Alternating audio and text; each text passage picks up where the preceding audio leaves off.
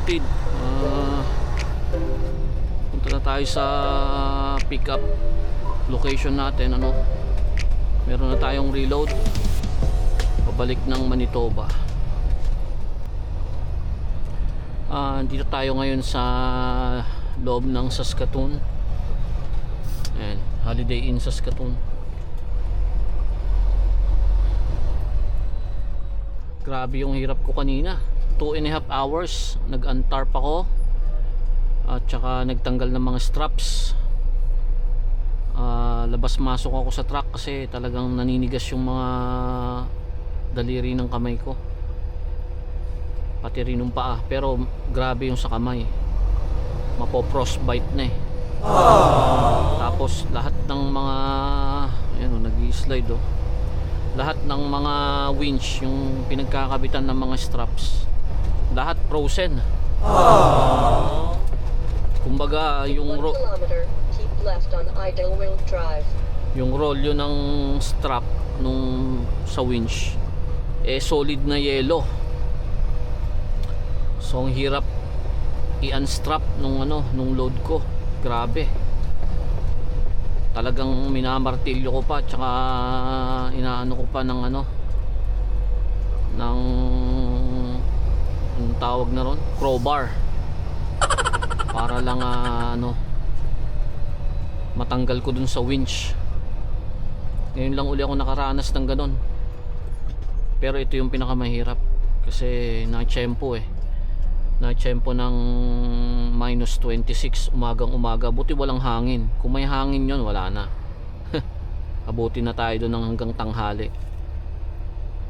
Sobrang hirap alisin. Tapos yung tarp naman mahirap tupiin kasi dahil parang rubber yung tarp, plastic rubber, ganyan. Ang hirap niyang tupiin. Pag tutupiin mo, dumudulas siya, bumubuka siya uli. Kaya ay grabe talaga. Nung last year na winter, kadalasan ng biyahe ko noon sa US. Kaya hindi ko naranasan na na mag-untarp ng ng -26. Hindi ko nasubukan yun sa US kasi single digit lang doon ang minus. Tapos pag may araw na ganito, halos halos nga nagpa-positive pa ron dun sa mga load na sa mga delivery namin doon na location, mga client namin doon, parting Illinois, Ohio, ganyan. Bihira naman kami sa Michigan, kadalasan Illinois, tapos Toronto ang pick up. So hindi ganun kalamig talaga.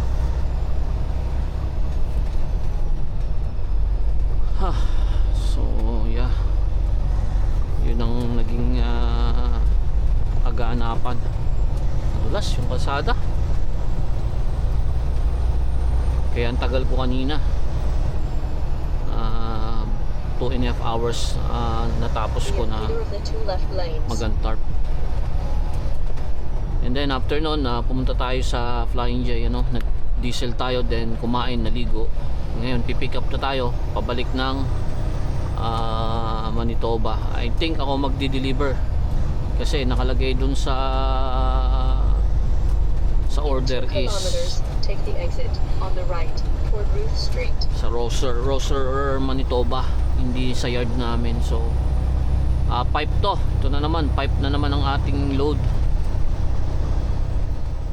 Then take the ramp ahead.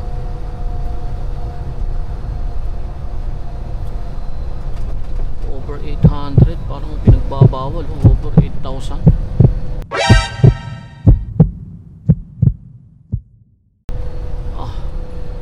What?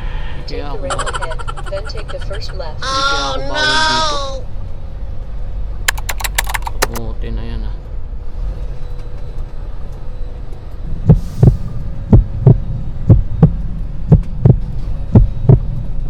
Turn left at the stop sign, then take the first right. May nakalagay dun, bawal ako 8,000 kilograms. Ay nako, yari tayo dito pagka hindi tayo dito makakanan, makakaliwa.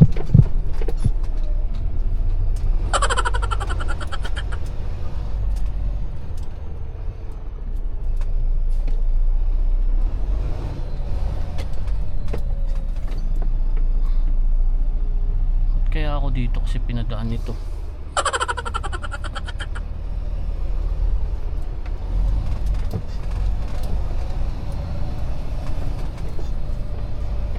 Turn right at the stop sign. Halos sumampa na ako dun. Ayun o. Pak din to eh. Eh sabi ko pagka pagka dito sa pag dito sa looban palpak. So kanan daw ako dito. Napakanan ako eh. Kanan tayo.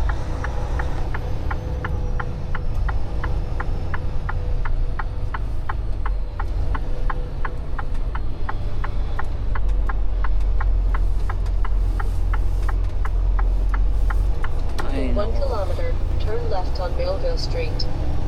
Ano po, ba't dito tayo pinadaan eh? May nakalagay doon na 8,000 kilogram na truck is bawal. Pero pumasok ako, no? Eh kung may pulis, patay tayo. Mistake siguro dapat dumiretso ako doon. No? Baka may exit pa doon. Ewan ko. Ay nako. Pag city In talaga 1 kilometer, palpak. turn left on Millville Street, then take the third left.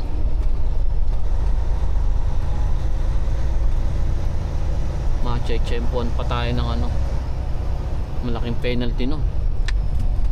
Oh no! Pag city talaga palpak itong itong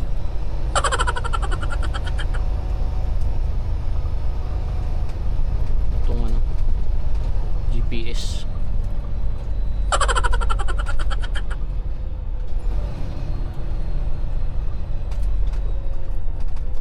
Tumudulas oh.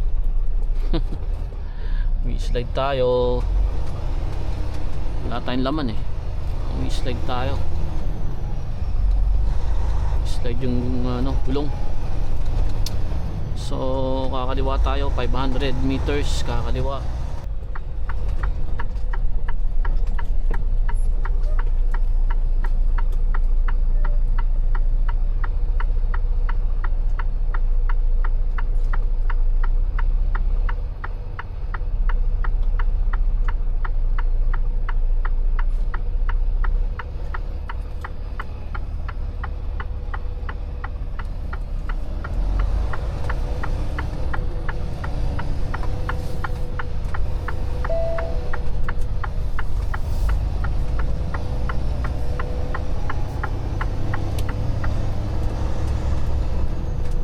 On Jasper Avenue, then take the first right.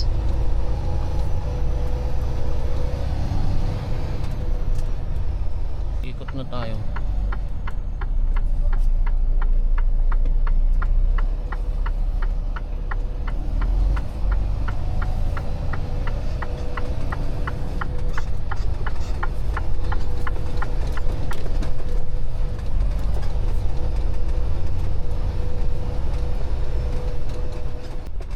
Shipping. Ito na siguro yun. So tayo papasok niyan. Ito na yun siguro. Itong infra eh. So ito. Pasok tayo dito. Arriving at 334 Edson Street, Saskatoon, SKS 7J, on the right. Infra pipe. Ito. Trucks for pickup. Do not enter yard until driver reports to shipping office to receive instruction. Okay. So dito muna tayo mga brother. Good afternoon mga kapatid, good afternoon. Waiting tayo ng ating advice diyan sa loob, no. Bali tama pala yung ginawa natin. Next stop tayo dito. Kasi hindi pala pwede basta-basta pumasok doon, Minsan din kasi pagka first time natin pumunta sa isang company,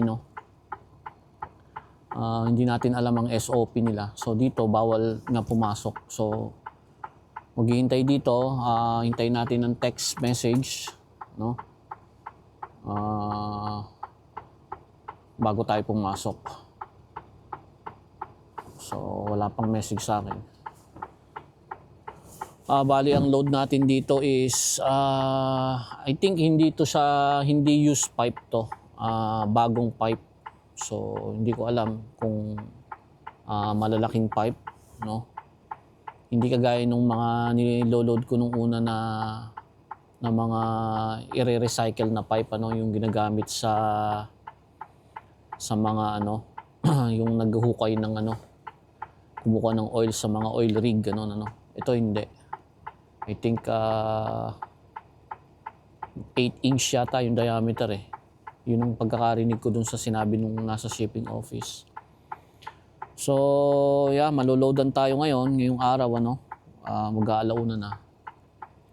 So, after siguro kung makapasok ako doon after 1 hour and a half, ganyan.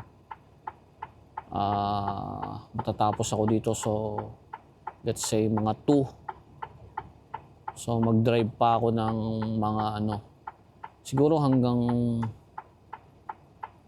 Regina, ganun. Ayoko na mag-drive ng gabi. Kung ako magdi-deliver nito, kailangan maging mas maaga akong I mean office hours dapat yung dating ko dun sa Manitoba bukas. Para may oras pa para ma-deliver ko to, and then I think baka meron uli akong load. Hindi ko alam kung saan. So yeah, minus 19 ngayon dito, no? Compact ice yung kalsada. So pag wala kang load, napakadulas. So kailangan talaga may distansya ka sa sinusundan mo. Kanina may mga nadaanan tayo doon na ano, I think bawal ako doon kasi nakalagay na yung mga truck na 8,000 kilogram pataas bawal.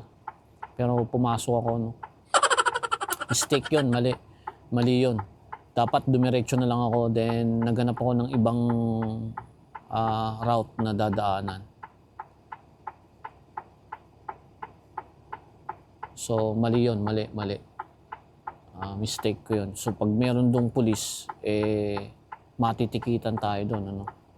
Dapat, ano talaga, alerto ka sa mga signage. Kapag sinabing bawal, huwag kang papasok.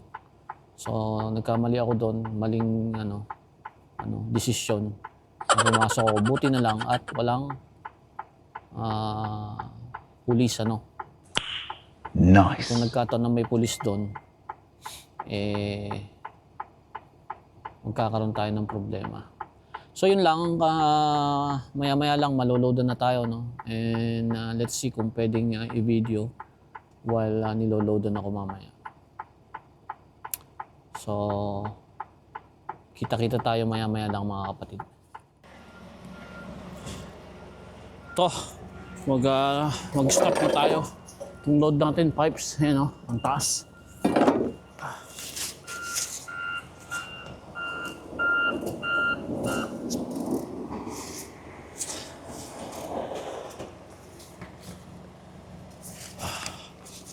So, mamajiki na lang natin to. What? Maiksi naman okay lang.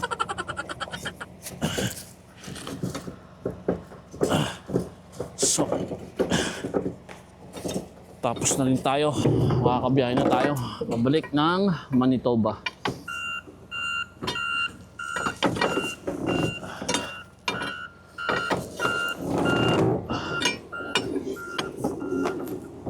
Natin ang load. Ay nako, sana makabiyahe na ulit tayo ng US.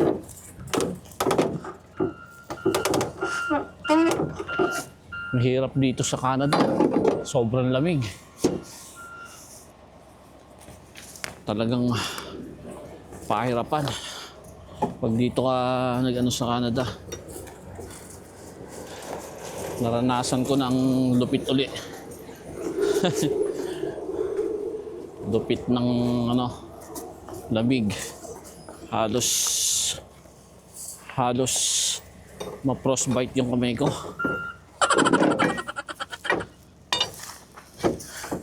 Anong talaga?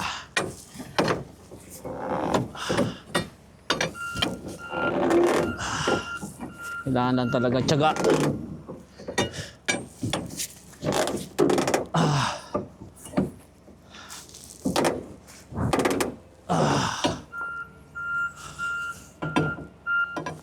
Kita na natin ang tulo to. Para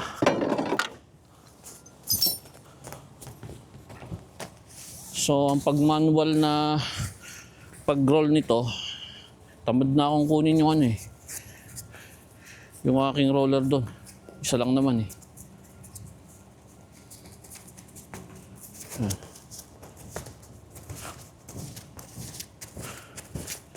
Nakakangalay nga lang to. So mataas yung ating load, ano? Pipe. Di naman niya mabigat kasi plastic pipe. Akala ko nga yan metal pipe. Kung metal pipe yan, overload na ako niyan. Plastic lang siya. Pero yung makapal na plastic.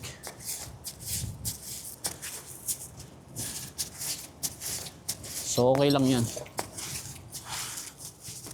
Ginawin. So konti na lang. Alis na tayo. Drive na tayo pabalik ng Manitoba. Roser. Ako magdi-deliver nito sigurado.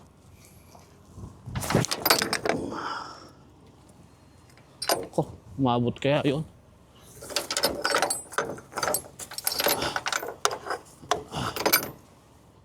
Sana umabot. Baka hindi ko na uulitin. And hopefully ito hindi ito mabunot. Pag nabunot to, mawawalan tayo ng isang tarp. Hindi yan mabubunot. Okay lang yan. Yo, umabot. So nandito yun. Okay. Konti na lang. Kikita lang tayo pag umiikot yung mga gulong. Kasi per mile yung bayad natin eh.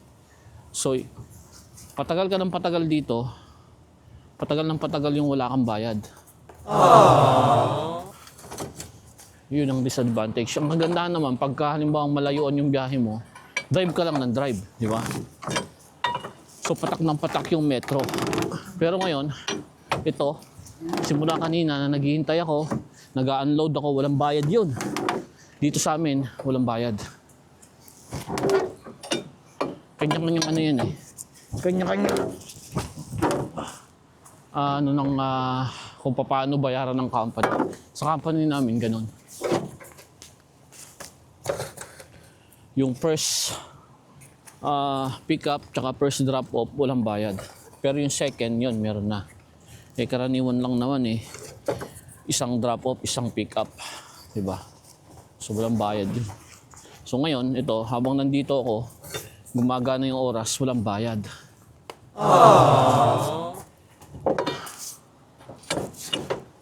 Okay lang. Parte ng trabaho natin to eh. Ang kagandaan naman dito sa company namin, walang stress. Hindi ka mamadaliin ng opisina. Bahala ka. Hindi ka nyo mamadaliin. Nabilisan mo ganon, hindi. Never nilang ginawa yun. Walang stress. Hindi ka nila i-stressin.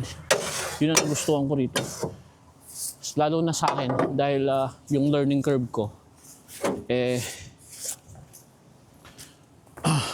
hindi ganon kabilis, di ba? Kasi hindi naman ako truck driver talaga eh. So, kumbaga take your time, no? And walang pressure sa opisina. Yun ang kagandahan dito. Mababait yung mga dispatch, yung may-ari, yung mga manager namin, mababait sila. Naunawaan ka nila. Basta ginagawa mo yung trabaho mo. Maiintindihan ka nila. Yun ang maganda rito sa company to. Kailangan may picture para isa-send natin sa Pisina. Kasi, if ever, tinitignan yan ng safety.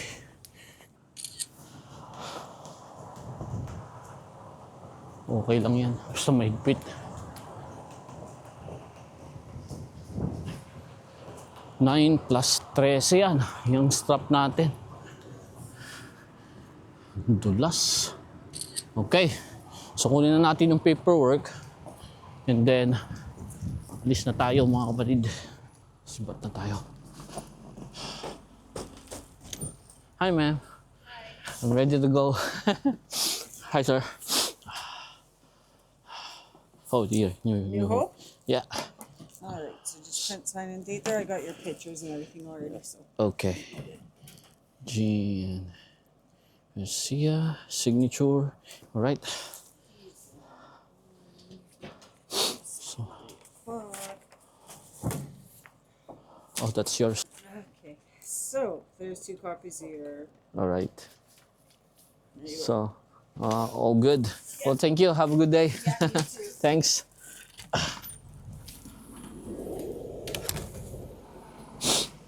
Okay.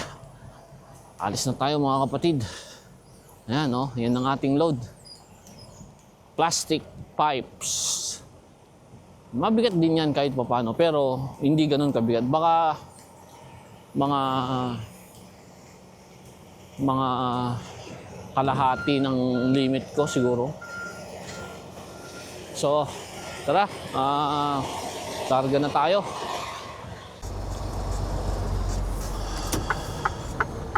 Ayan. Biyahe na tayo mga kapatid. Alis na rin tayo sa wakas. Dulas ng kalsada dito. Ayan o. Nadudulas ako. Ayan o, may signal sa dashboard ko. Wheel spin, sabi niya.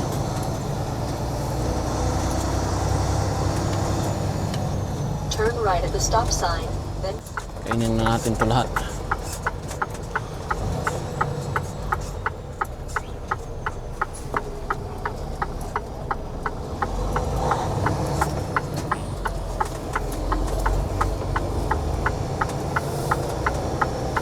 turn right on Highway 219.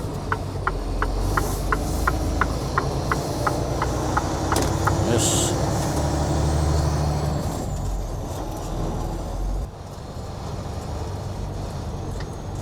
Diyan tayo lumiko kanina eh. Nakakalito ang daan kapag ka In 1 kilometer, may mga turn snow. right on Circle DR East. Nako, tingnan mo, pinapa-right ako. Napaka ano talaga nitong ano pag sa loob ng city, itong ano GPS na Garmin eh pinapahirapan ako. Napaka sharp yung turn na yun. Yung pag may mga ganyan, yung parang ano 45 degrees na angle, duda ako dyan sa turn na yan. Ilang beses ko na nasubukan yan. Kakainin natin lahat dito sa kaliwa kung ano. Eh baka pag dumiretso ako, city yan eh. Eh madali tayo. Diba?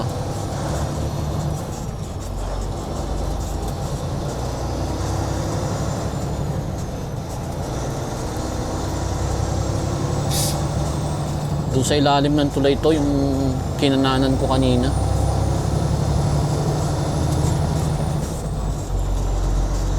Full pa naman tong trailer natin, 52.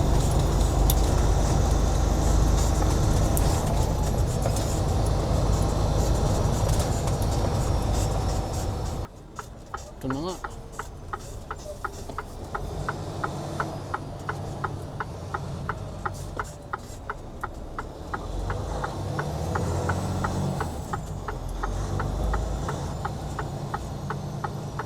Tragis, hirap ako dito ah. Parang hindi kakayanin to ah. Sagasaan ko na tong ano, snow. Balahaw tayo dito, patay. Ay, nako.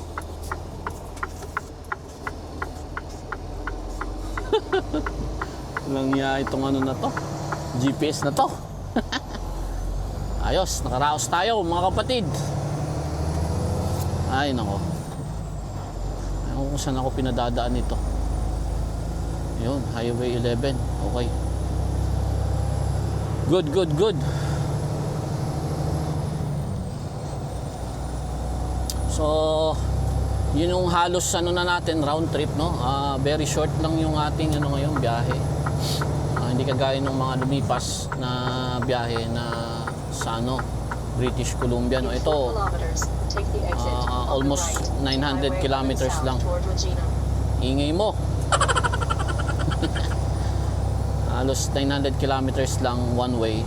So, balikan 1.8.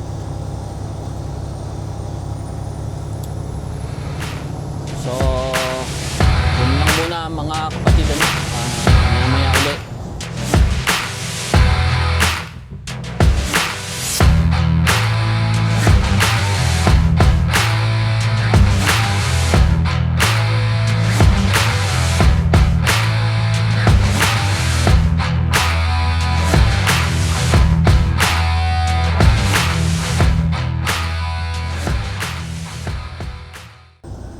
Good morning mga kapatid. Simula uli ng biyahe ng buhay ngayong umaga. So far so good ang kalsada. Hindi siya ganun kadulas. Though kanina doon sa pinag-stopan ko, no, medyo may snow, ano, snow covered yung kalsada, pero manipis lang naman. So meron na lang tayong natitirang 350 kilometers sa papunta sa yard, at hindi ko alam kung meron pa uli akong reload kasi short run lang itong round trip ko. Nag-drop ako ng Saskatoon, then balik ng Winnipeg. So let's see mamaya pagdating sa yard kung meron pa silang ibibigay na load sa akin. Pero kung wala na, then yeah, yun na yung end ng week ko. Kasi tingnan na lang natin mamaya pagdating sa yard kung meron pa tayong load paalis uli. Kahit short run lang uli, kahit Saskatoon uli, okay lang. So itong kalsada na to, ano to, salted siya kasi yan, no, pag ganyan ang kulay, na-saltan na yan. And dry siya, no, medyo maganit. Pagka ganyan maganit. Nung bago-bago pa lang ako na driver, pagka mayroong mga turnout, nagpa-park ako, din tinetesting ko yan ng lumalabas ako, din tinetesting ko yung ganyan itsura ng kalsada. So yung ganyan yung ano yan, salted na kalsada, kaya medyo maganit yan eh. Kasi kumapit dyan yung salt, pinunaw niya na yung ice, parang aspalto ang datingan niya. Sana ganyan na, dire-diretso, wala na sana yung madulas, yung compact. Nako, sa mga curve tapos may compact ice, delikado yun.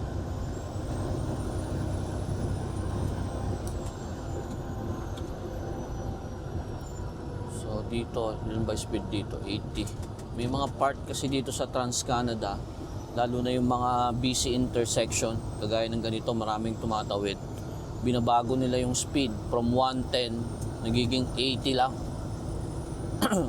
So minsan may mga pulis dyan na nagradar, no? Kaya dapat aware tayo kaagad. Busmin to, Busumin itong area na to.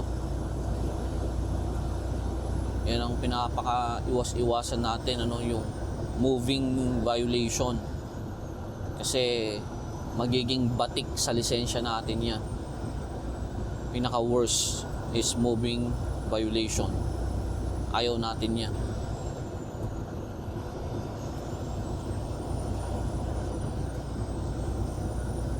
So maya-maya lang sisilip na si Haring Araw dahil heading east tayo. Diyan sumisikat ang araw, si Haring Araw.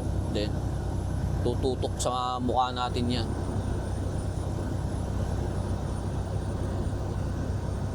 So yun muna. For the meantime, mamaya-maya uli kung nasa yard na tayo, pag idadrop na natin itong ating load, kita-kita tayo doon mga kapatid. I-drop na natin to mga kapatid, ano? Kasi meron tayong reload. Meron tayong reload mga kapatid. So hataw lang. Drop na natin to para ma-ready na natin yung reload natin.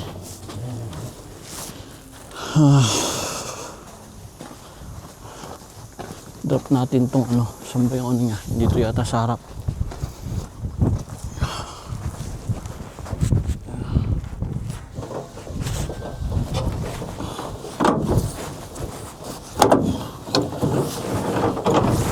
Drop natin to agad. Then pick upin na natin yung isang load natin. Short trip lang naman yun. Around 600 kilometers one way.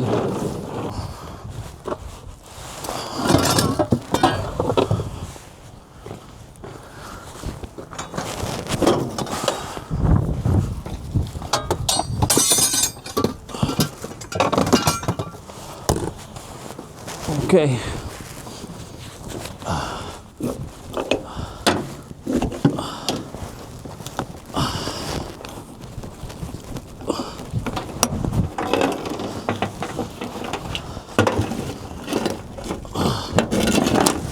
So, gagawin lang natin yung report tsaka yung post trip nitong trailer, then good to go na tayo, and then biyahe na tayo ulit.